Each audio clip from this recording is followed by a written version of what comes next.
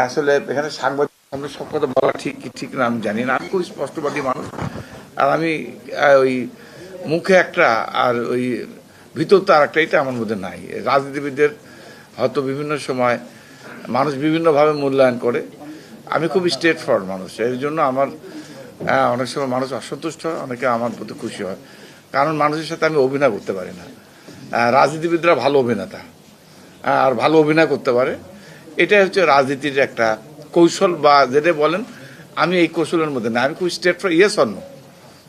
আমি যেটা পারবো করব বা চেষ্টা করব, আর যেটা পারবো না বলবো না। মানুষকে মিথ্যা আশ্বাস দেয়ও না, জীবনে কখনো করিও না, এটা করি না। আর এই রাজনীতি আমি বিশ্বাস করি না। যাই হোক, এখানে যারা আছেন, আমার সৌভাগ্য, আমি এর আগে যখন মন্ত্রী ছিলাম আগের সরকারের সময়, এরকম অনুষ্ঠানে গিয়ে আমি খুব স্পষ্ট করে কথা বলতাম।